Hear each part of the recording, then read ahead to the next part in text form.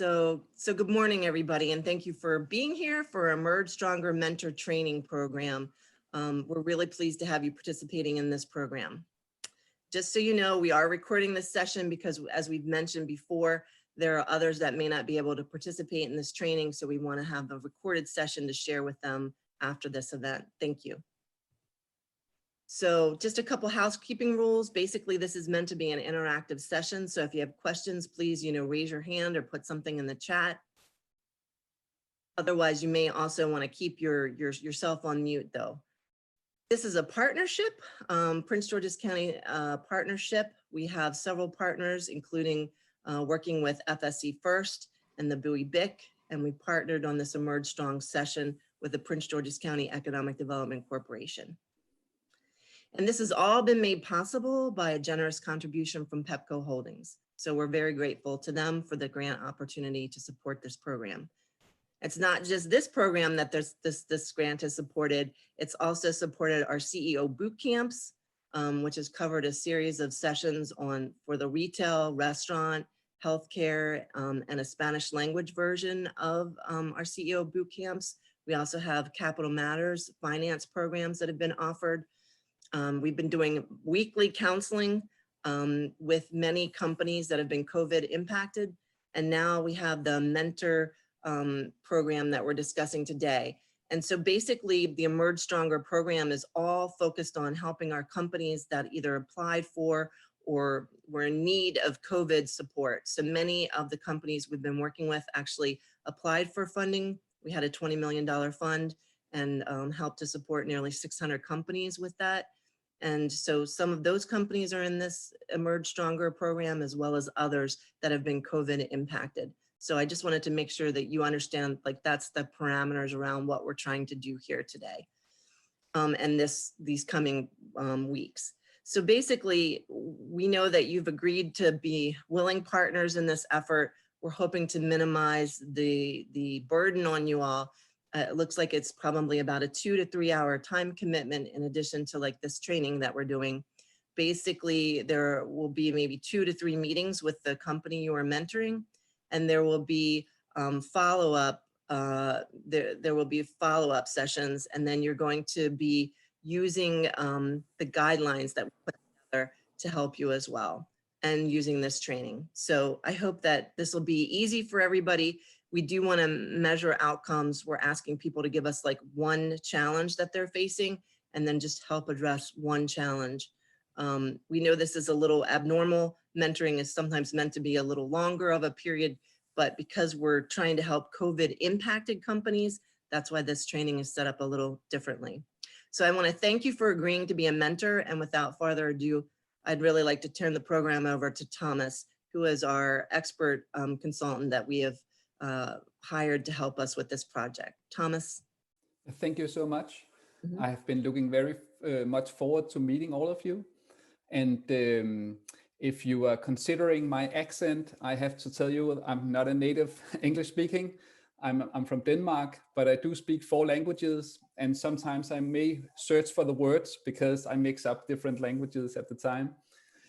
But I have been a startup coach and a mentor for small businesses since 2008.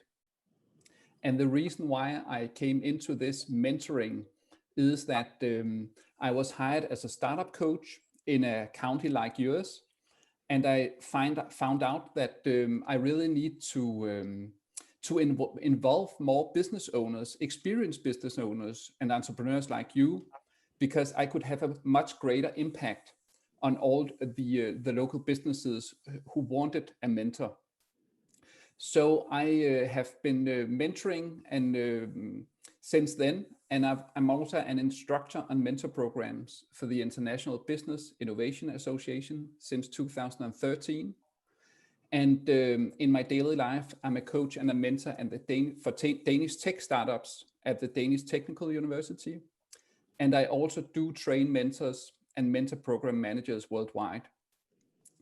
And you can see that I've listed the M-Crew at Fort Worth, Texas. That was a program I helped initiate 3 years ago, and it's really grown big since then. So we can go to the next slide. So what I want you to know today after the session is the differentiation between mentoring, coaching, and advising. I would like you to know techniques of questioning and listening when mentoring clients. And I would also like you to know how to start up a respectful dialogue with your mentee to build a trusting relationship. And of course, we are going to have some shared discussion in between these different themes. So I want to encourage you to share your thoughts along the way. There will be specific breaks for these discussions. So the first section, and I would really like to take the departure quote from other mentors. I asked other mentors what is important to them if they are going to be a successful mentor. And I really like these quotes, and they are actually from mentors in Michigan. So one mentor stated, "Helping my mentees learn how to love themselves, have confidence, and have ability to conquer any hurdles they come against in life." And what I really like about this quote is that mentoring is a professional as well as a personal support. So this quote is actually focusing on the personal side of the support you can give as a mentor. Another quote was the ability to be able to connect or relate to the mentee on a personal level. And a third one was to uplift and be a positive navigator for anyone wanting to do the work to turn their dream business into reality. So this is my departure for talking about mentoring. So let's go on to the next slide, because I also want you to know the original mentor, because today mentor was originally a person. Mentor was a character mentioned in the Greek mythology, and mentor was a character who took care of, trained, and educated Telemachus, who was the son of Ulysses. And these names may not say anything to you, but if you go back to Greek mythology,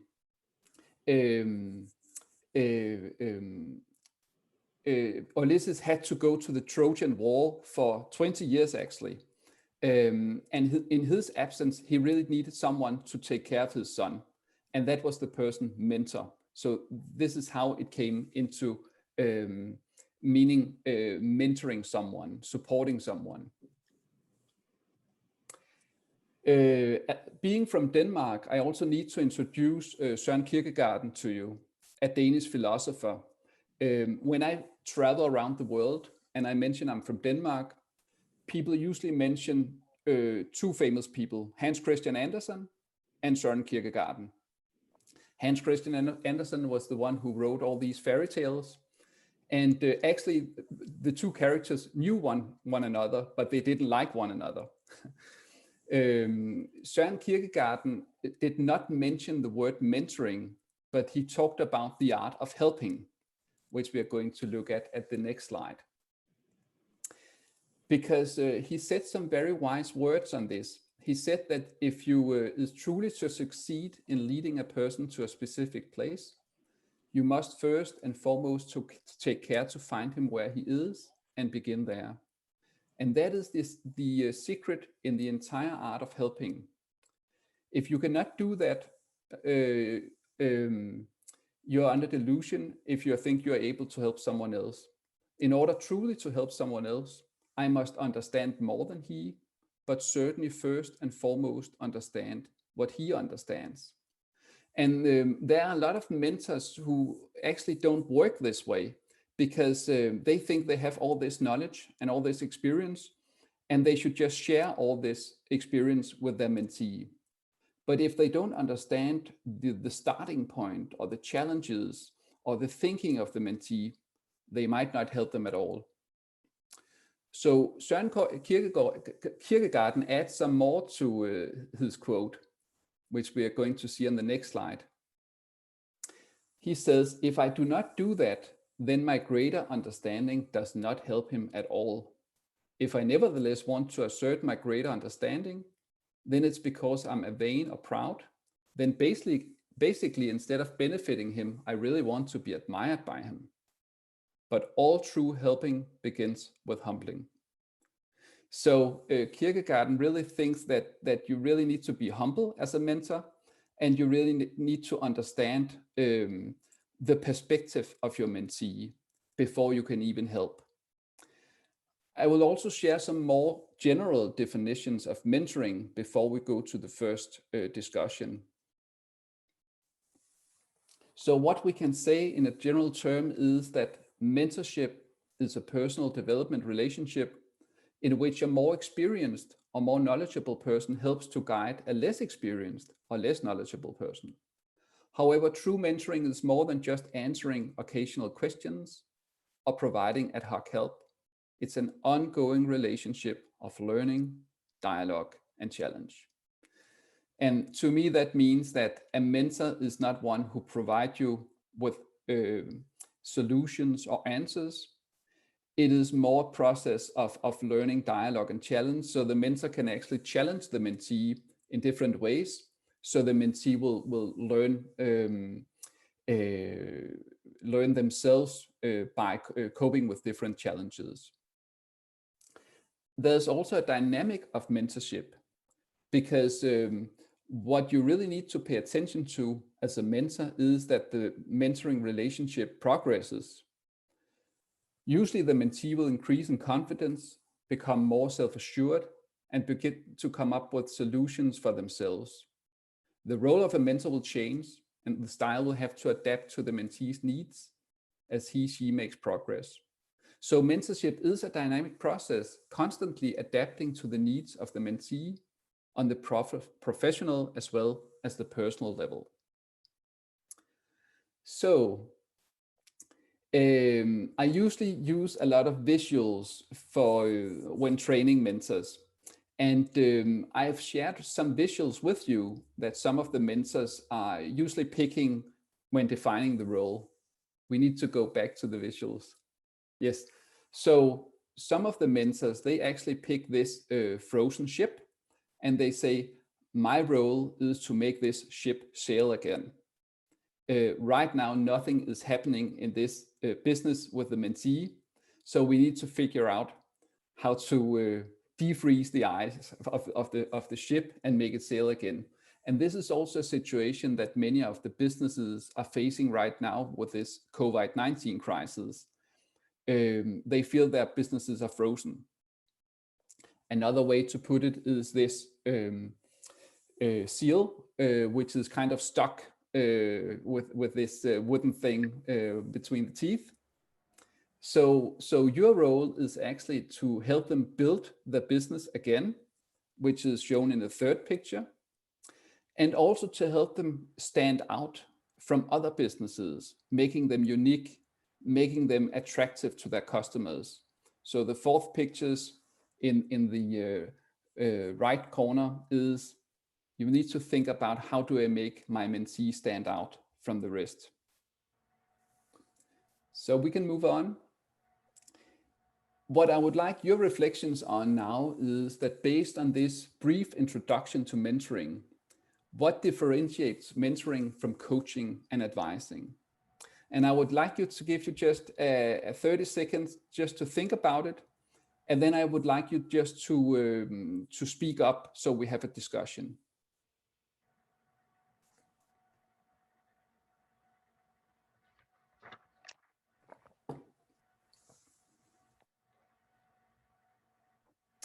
And you shouldn't be afraid to say something wrong.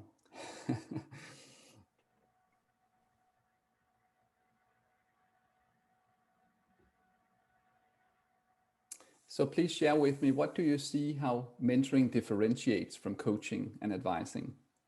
I would make the analogy to sports, that a coach or coaching in sports, the coach typically would come with the plan before necessarily having created the relationship one-on-one with individual athletes. That the plan is about preparing them for what they're going to do in a more consistent one single idea way of doing things, where mentoring is more of individualizing and developing the plan on how to bring the message and customize it down to what an individual player needs. It may come later, or probably almost always would come later. Yes, I really agree with you. Let me hear some more comments. Hi, I have a little bit of a different take, and it may not be fair because I actually am a leadership coach. So both of them start from this perspective of where the person who you are either coaching or mentoring is, and that's consistent no matter where you are. Coaching is very much about action and really getting people moving in the right direction. I don't have to know as a coach where they're going to go. I just need to help them to get there. As a mentor, I do have that higher level of knowledge that says, not only can I help you get there, but I can help you write your plan based on my knowledge as well. So I'm infusing more of my knowledge into the relationship or my knowledge around the topic as a mentor, whereas a coach, I don't actually even have to have that deep level of knowledge, but I do need to know how to help you to get to where it is you need to go. Yes, I also agree on that, and I'll comment on both of your answers in a while, but I would like to have one more comment or reflections from one of the other participants, maybe taking up on advising, how that differentiates. If I can add something, Pamela, I like what you said. One thing that I've always looked at is a mentor-mentee relationship is much more mutual, and it's dependent on a lot of dialogue. And whenever I've had interactions with a coach is often someone who I find has been retained and is bringing in a certain level of expertise to what I'd say is actively contribute, as opposed to being more of a mutual working relationship. Yes. One more comment before we wrap up. I would just add that the thing that is consistent among all of those roles, though, is having to be a good and active listener, and the level of expectation of the mentee or the coaching client. Those expectations differ, but having great listening skills and being an active listener and trying to figure out how you can help that client or that mentee is a key consistent theme amongst all of those relationships. Yes. I would like to comment before we go to the next slide. I would like to comment your reflections, because Pamela, you said something about the goal, and what I learned is that a coach does not question the goal. So if I go to my coach and say, I want to do an Ironman, then the coach will help me find resources to do that, find time, readjust my life in order to reach the goal of completing an Ironman. But the coach will never ask you, why are you setting that goal? Whereas a mentor will always question the goal and say, okay, I understand that you have a goal of growing a business or whatever. Why do you want to go there? I mean, what is the purpose of setting that goal? And the other thing is that a mentor always have some kind of general knowledge within the field they are mentoring. So I could go to a coach that doesn't know anything about doing an Ironman, and still I could receive help, because coaching is more a technique of asking questions and finding resources. Whereas a mentor will always have some kind of general knowledge within the field they're mentoring. And an advisor is more just, he's actually have a specific field of knowledge, hopefully, within the field that he's an advisor on. And he does not question the assignment, really. If I want to bring my product to Germany or another state in the US, he will make a plan for me. He will go into market analysis and all sense, and this is the plan. This is how you bring your product there. But he doesn't question if that's the obvious next step. So if we go to the next slide now, coaching is unlocking a person's potential to maximize their own performance. It's helping them to learn, rather than teaching them. A consultant or advisor is hired to solve a defined task within the area of expertise in a formal business relationship, whereas mentoring is more than just answering occasional questions or providing ad hoc help. It is an ongoing relationship of learning, dialogue, and challenge. So are there any comments on this discussion? Feel free.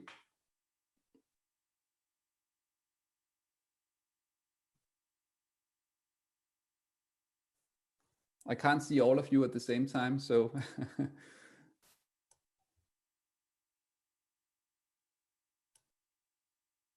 it doesn't seem that there are any comments. Okay, let's move on then to the next section. So what I'm going to introduce you to is what techniques can you use as a mentor. And this guy is actually a guy that I'm kind of a mentor to.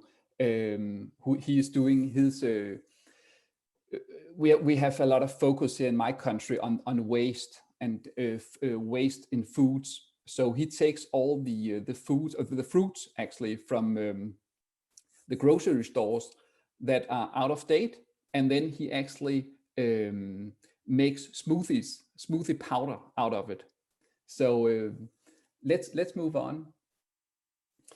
One of the challenges of mentorship is that we all have different perceptions of the world and of different things. So you can have these two clients and you can have different episodes, and then you can have the time. And based on what kind of episodes or experience they have in their life, they will have different opinions about some of the same stuff. And that's also what you meet with your mentee, that you might have one perception of what a business is or what their business is, and they have another perception. So you really need to understand if you're on the same page and have the same understanding with the same kind of words. And the other challenge, if we move on, is communication. And I have taken this quote from Konrad Lorenz, who has this quote: "What is thought is not always said. What is said is not always heard. What is heard is not always understood. What is understood is not always accepted. And what is accepted is not always done. And what is done is not always continued." And usually at this point, I say, if you're married, you'll probably understand this quote. Or if you have kids, you'll probably understand this quote.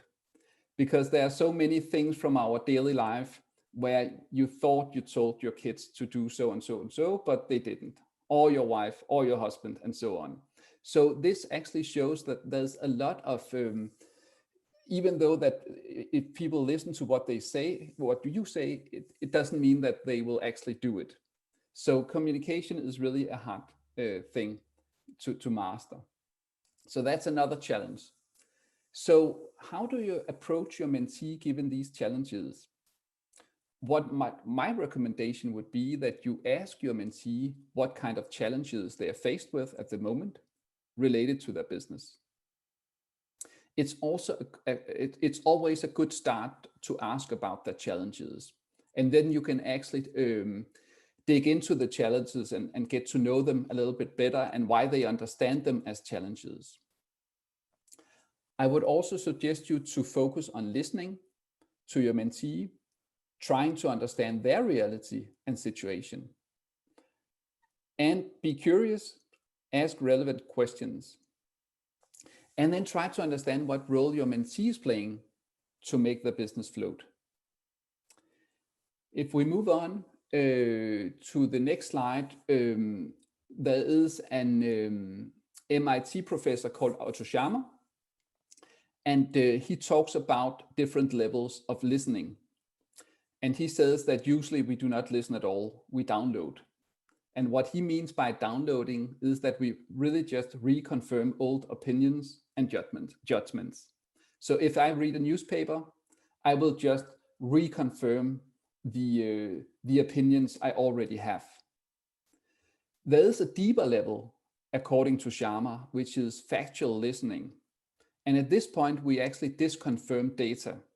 So if I thought that that there were 8 million people living in Sweden, for an example, and there's only 6 million, then I actually disconfirm there's something new to me. I was wrong in my opinions. There is something that is new to me here, and I pick it up. And then Sharma talk about empathic listening. And this is seeing through another person's eyes. This is with an emotional connection. And at this level, we really listen and see things through the other person. And that's the level where we actually pick up most information. So that's the level you need to strive to be at with your mentee. So if we go to the next, there are also some question techniques that you can use. And in most usual conversations we have during the week, we ask clarifying questions, which is what, where, how. And then we go to action-oriented questions. What do we do from here? Why don't you do that? Would it be an idea to? So we actually usually just go from clarifying to a decision. But there are two other question categories I would like to introduce. And they come up on the next slide. And they are called exploring questions and hypothetical questions. And I'll go through the exploring questions first. And exploring questions is digging more into the circumstances of a situation and the relations and perspectives from a situation. So an example could be, what kind of value do you think your customers appreciate the most about your product? Or from your perspective, what is the biggest challenge for your company? And then if we move on to the next slide, we have examples of hypothetical questions where you ask, what would happen if, or let's assume for a second that, or if all options were open, what path would you like to choose? So in the hypothetical questions, you actually see new paths for your clients. You open up new perspectives. You see other options than they are aware of at the moment. And then if we move back a slide again, we can go to the action-oriented questions. So what do we do from here? Or why don't you do this? Or would it be an idea to do that? So remember exploring questions that are looking back actually into the past, and hypothetical that are looking forward into the future. So let's move on. I'm going to give you some examples on this. What if a mentee said, well, my biggest challenge is retention of staff? So clarifying questions would be obviously, how many employees do you have at this point? What is the typical background of your staff? What is the average length of an employment? So at this stage, you get the facts. But then you could explore it a little bit more and ask, so what would the optimal staff look like to you? What would it take to retain this kind of staff? What would that mean to your business? So you are actually exploring different things about retention of staff, getting more knowledge of your mentee's perspective on this matter. And if we move on to the hypothetical and action-oriented, a hypothetical question would be, what do you consider the consequences to be for your business if you're not able to attract and retain the right kind of staff? See, that's an interesting question. Or let's assume that all actions were open. What would you do to retain your staff? And then after discussing this, you can go into the action-oriented mode. What solutions are you most motivated for? What do you see as the next step? What do you need to take this step? And what can I expect at our next meeting? So that were examples of how to listen deeper and also how to pose questions. So again, I would like to open up the dialogue. What will you be aware of when mentoring small businesses? when reflecting on the way to listen and host a dialogue with your mentee.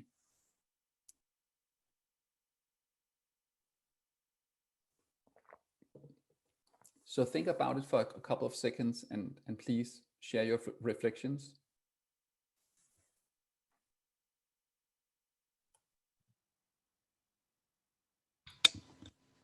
One of the things that you kind of have to be aware of is you have to understand the problem, whatever that is in the company you're working with.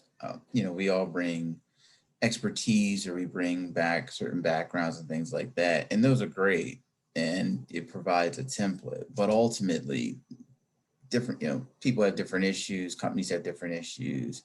So before you can really advise them or guide them to where they need to go, you really need to truly understand what the problem is. And as I like to say, you have to really understand what the source is, not the symptoms where they say, oh, problem is I'm losing money. My revenue is down. Okay, well, why? Well, I'm losing money. Well, there's a reason for that. What's that what's that, that core strategic problem that you're having that's resulting in this symptom that's manifesting as a symptom of revenues down? Yes, I really like your comment. And that's exactly one of my points as well, that if you don't dig into the problem or the challenge with your mentee, you will only look at a symptom and you will try to fix the symptom, but it doesn't remove the problem. So if they don't have revenue, many say that's because I don't do marketing or I don't do lots of sales. And that could, of course, be the case, but it could also be the case that the product is not fit for the market. There's not a demand for this type of product. So I really like your comment. Let's hear some more reflection from you. I think there needs to be an absolute awareness of you're not going to get honest dialogue if there's not trust established. And first and foremost, I think the place that focus has to be is trust is going to be built if you make it about them, not about you. The questioning has to be, the wording has to be that this isn't, I'm going to show you how smart I am. That what you believe is important and what they believe is important aren't necessarily the same. And if you don't take the time to understand what the points are that are critical to them, they're not going to trust that you're delivering information that is relevant to them. Yes. And you're going to really appreciate one of the references I'll show later in my presentation, because that's a book written about an American, I think he's a professor, and it's about humble questioning, and it's great. So you'll have that later in my presentation. I really appreciate your comment. Let's see if we have some more comments. You also need to have an understanding of where the business is trying to go. Yes. And what is the understanding of the business owner about where that is? I mean, if one of the goals is to move into a new market, to expand a client base, you want to really have an understanding of what that goal is and how the business owner sees that goal. Yes, exactly. More comments? I think, as you know, the very important part of mentoring is, as it relates to listening, not having preconceived thought process as to what you believe is the situation at hand and what the business owner knows and understands to be the challenges that they have, but truly listening and diving in, because every business and industry is coming from a different background, different history with the business, and really spending the time. I think, a lot of great comments here. The business owner doesn't want to hear how smart you think you may be. They want to understand that you know what they're talking about, that you can understand where they're coming from, and help them to perhaps reflect a little bit deeper on the challenges that they face, and then work together towards improving on those challenges. Yes, and that was actually a modern American version of Kierkegaard you just mentioned here. Really put aside all the experience you have and really just listen to the problem and to the person. Let's see if we have a final comment before we move on. Can you hear me now? Yes. Yep. All right. Okay. I was referring back to David's point, and also Wendy just mentioned it, that, people don't really get, they don't really care so much about what you know. It really matters if you show them how much you care. So bringing out genuine, humbling self, going back mentally to when we started ourselves and all the things that go from that point to where we are now. Bringing that to the forefront in our thinking and listening to what they're saying is added value. Yes, thank you. And this is a great point to move on. So let's go to the next slide. A respectful dialogue. So Kierkegaard again, if you are truly to succeed in leading a person to a specific place, you must first and foremost take care to find him where he is and begin there. This is the secret in the entire art of helping. Let's take the next slide.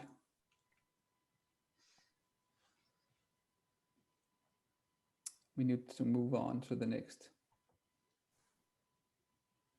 Yes. So I would actually like to ask you, what is Kierkegaard telling us? I know we have covered some of it, but I would like 1 or 2 comments on Kierkegaard's philosophy also. Well, I think one of the things that I like, and I try to live by this motto, is meet a person where they are. Don't assume where they are. And if you don't know where they are, start asking a little bit deeper questions to get that understanding and that knowledge. Yes. And is there another comment on Kierkegaard? Can we go back to the prior slide just to take a look at the quote again? Thank you.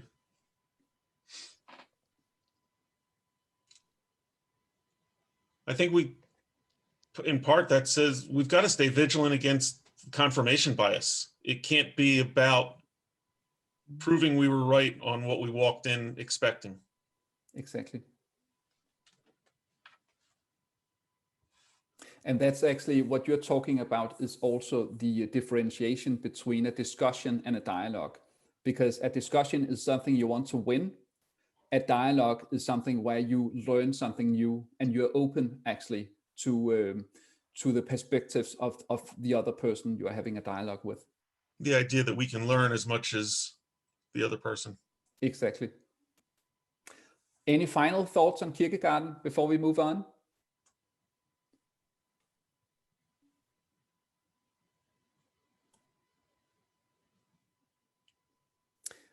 It doesn't seem to be the case. So let's go to the next slide. So when you are hosting a dialogue with your mentee, I would encourage you to show them respect. And you show them respect by being humble, by not judging, by asking questions to get a deeper understanding, but also by providing feedback to your mentee. So what I always tell mentors to do is, by the end of the meeting, you might say to your mentee, the meeting is about over now, but do you have any feedback to me as your mentor based on the meeting we've had? And then, of course, either they have some feedback or they don't.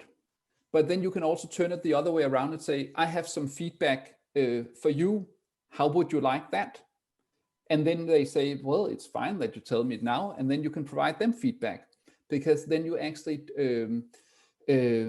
create a learning process between you and your mentee. So you learn more about what they appreciated about the meeting, but you also learn something about how did they see you and your role in the meeting. So remember the feedback part. I have a few more slides. Do's and don'ts, and why we tend to do the don'ts. So the do's would be: pose open questions, be curious, also on matters that you don't understand, get to know your mentee, also what kind of person they are, how they are thinking. Consider how you make your mentee successful by providing the right kind of mentoring, and be positive and make the best of the time with your mentee. In another course, I actually have some approaches onto how you get to learn what kind of mentee you are mentoring, but that takes a little longer to explain, so we'll not cover that today, but that is actually a simple methodology to do that. So if we go on to the don'ts, I would say don't judge, don't dominate, don't give advice unless you're asked for advice, don't pretend you're smarter, and don't forget formal meetings and discussions. And I know that we all do one or two or more of these things now and then. And it's not because we want to do it, it's just because our brains are lazy somehow. I mean, our brains just want to take the shortcuts all the time.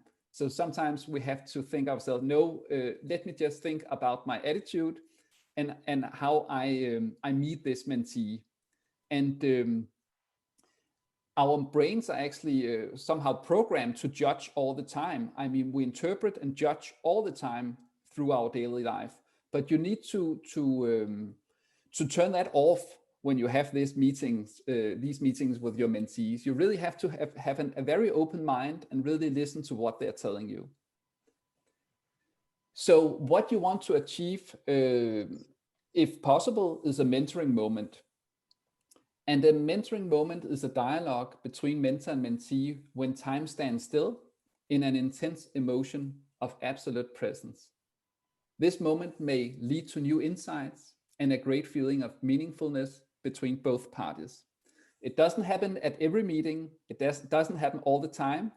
But sometimes if you have a really good connection with your mentee, you will actually experience a mentoring moment. So if we, so to the final slide, I have a reference on the next slide I want you to see, but before we get there, yeah, let's just take the reference. Edgar H. Schein, an American who wrote this book, Humble Inquiry. And his point is that a lot of great business leaders have really been very humble when talking to their employers, because they learn so much from the dialogue with their employers. But you need trust to get feedback, because if you are very dominating or controlling and you're asking them all these questions, did you do that? Have you taken care of this? And so on, then they're going to defend themselves. But if you're open and you show them trust and you really show that you are interested in the answers, there's so much to learn by practicing humble inquiry. So I could really recommend that book. So finally, I would like to know at this point if there are any reflections, questions, or closing thoughts on this session.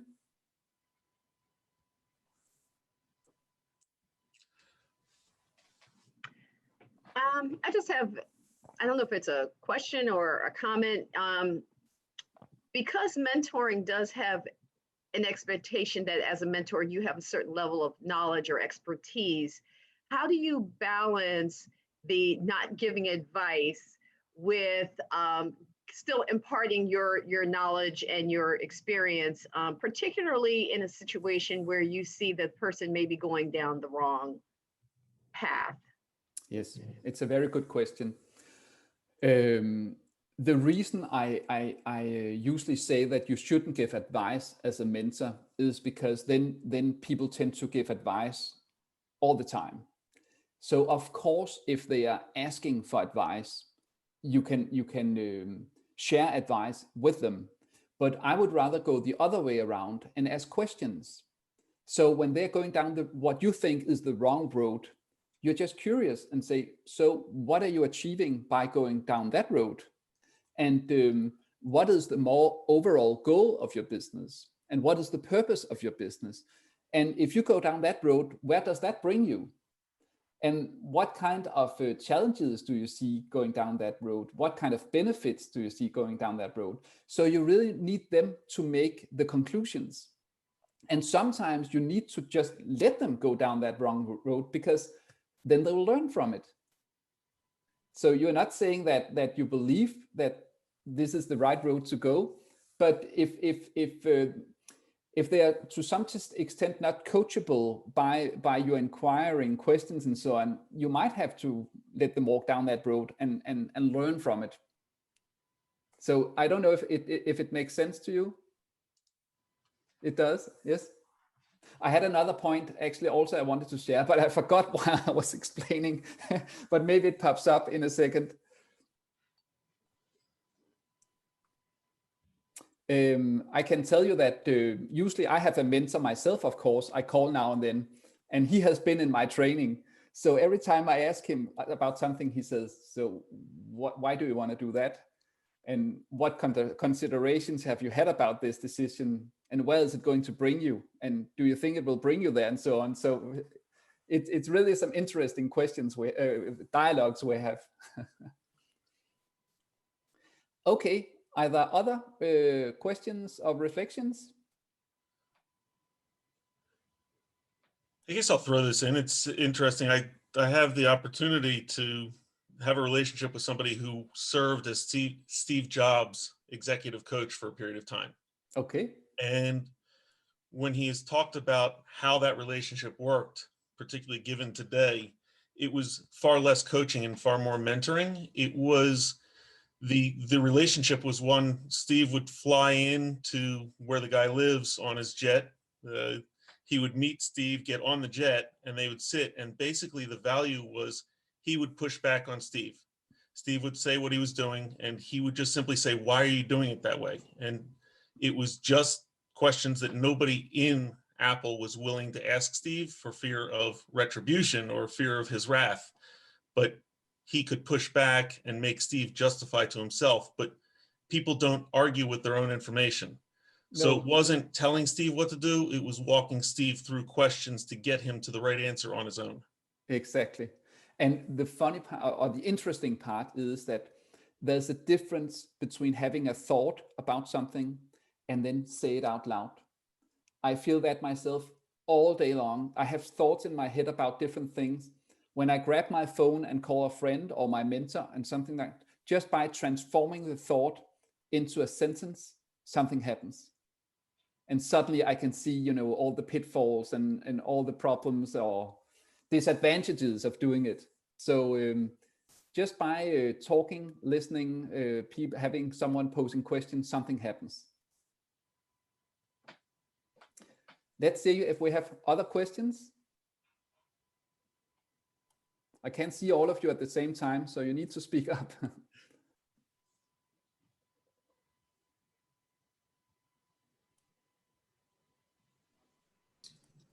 I think a big part with mentoring is, excuse me, is just being available and being accessible. Business owners have questions, they have problems, they run into challenges, no matter how big or how trivial or whatever. And even if it is a small one, to them, it may seem like it's the end of the world.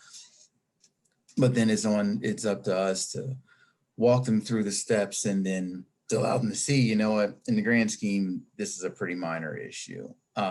But this is how we handle it. So I mean, that's a big part of it. It's being accessible and understanding.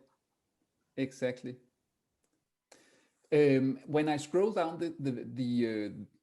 the different pictures of you, I noticed that some of you have not said a lot of things during this session. Could I hear from one of you who have not spoken yet?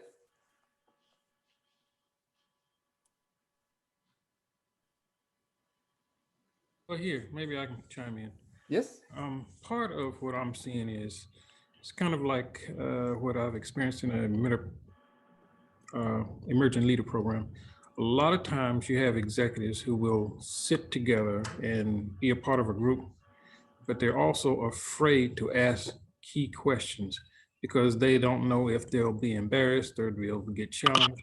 But the whole point of asking key questions amongst your peers is to look for answers and solutions that you can't otherwise ask people outside your group, especially if you ask people internally, they'll feel that, okay, you're losing the grip somewhere. You don't understand the concept. But at the same time, you're actually looking for decent resolutions to a question that you are always afraid to ask somebody else that does not work for you. Yes. So when you have a mentor or you have somebody who is a advocate outside your agency, you feel a lot more freer to bounce those questions off and share ideas and concepts. Exactly. Yeah, And and I that's, can, I'm yes, sorry. No, I was just going to add to kind of what James was saying, because I think that in order to do so, and somebody I think said it earlier, how important it is to kind of establish a rapport, establish the trust in that relationship, so that they do feel comfortable of sharing something that they may not feel comfortable with sharing with a colleague or subordinate, so they can get your insight.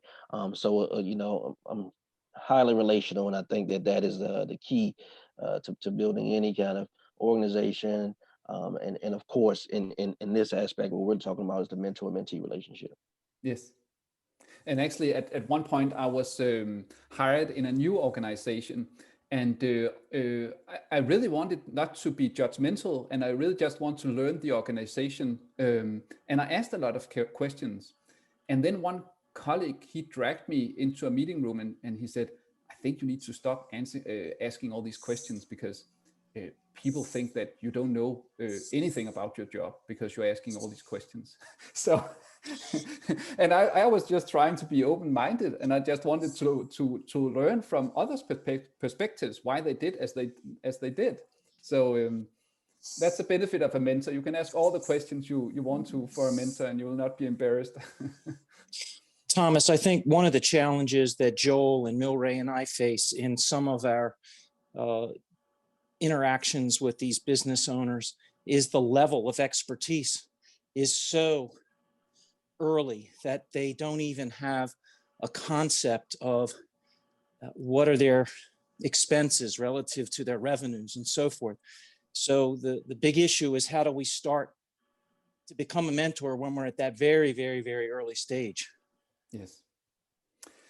And I think that is it is a hard process for you, and it's a very steep learning process for them. So you really need to ask them, how do you keep track of your expenses, for example, and how do you track your revenue? And then they might say, I don't. And then you might ask, well, if you're going to run a business, you might need that kind of overview of expenses and so on. So there's also a steep learning process for these companies. And if they don't learn it, they're not going to manage a company, I don't think. So you really just need to challenge them on having a structure to have that overview. Or another option would be that you have to let them realize that they need some professional counseling, an accountant or another kind of professional who can do it for them. Well, and that's how we work off of each other. Each one of us has different talents and backgrounds, and so we sort of pass it around. I think our favorite question is, do you have a business plan? And at that point, it goes either to Joel or it goes to Malcolm. And this is a difference, though. That's in a counseling kind of setting. A mentoring setting is a one-on-one interaction. So that speaks to some of the differences too. That the one-on-one setting allows you to have more the ability to ask more probing questions and to really build that rapport, that trust that you're talking about, versus being in a counseling session that may be a group counseling, which is a different kind of environment and a different kind of format than mentoring, as we. Yes. And Alicia, to your point, one of the things I want to bring up as a reflection, I'm a mentor as well as I'm a mentee. And what has really worked well with some of the better relationships I've had in that scenario is that we end up mentoring each other in some capacity, which really shows the strength to me of the relationship and the as it evolves itself. And then the other thing is that I'm big on actionable items. There should be some action items for the mentee, so that when you do come back together again, that there's a discussion that can automatically start off with just keying on, what have you done since we last spoke or last visited with each other. Yes, I absolutely agree. I would just add that we've used words like trust and relationship. I just want to throw another word in there that's a little bit more active, and that's partnership. I think it's really important to, as you're establishing a rapport, that the person with whom you have this mentoring relationship really understands that you are a partner in their progress, in the process as well as their progress. And I think that helps to continue leveling the relationship so that people understand what's going on and that you're actually in it for them. Yes. So whether it's as a thinking partner, as a I would typically do as a coach, but there are all kinds of other partnerships, but just thinking about it as an active relationship. And I think that's really an important thing to keep in the back of our minds. Yes, a good point. All right. Thomas, did you want to ask any other questions, or are we? No, I'm done with all the questions. So. Okay. So I want to be respectful of everybody's time. Since we said this was an 8:30 to 9:30 session, it is now 9:31. My colleagues have put a question in the chat, a survey in the chat. If you would kindly complete that survey for us, we would appreciate it. And just know that this is, again, this is the beginning, not the end.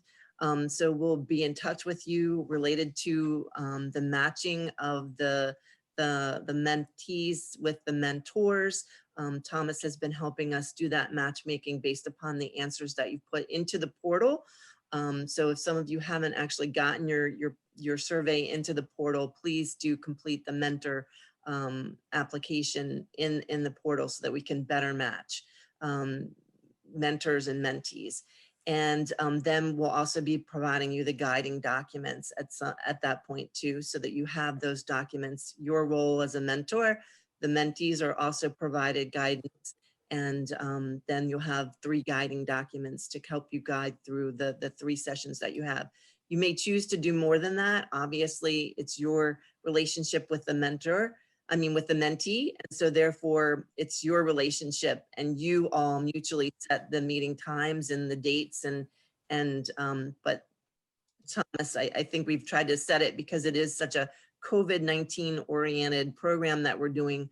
We thought at least 2 to 3 meetings gets people on the right path and some actionable outcomes from that. So without saying much farther, I'll just say thank you very much for all of you for, again, agreeing to be a mentor and to give back to the community in this way. We really appreciate you.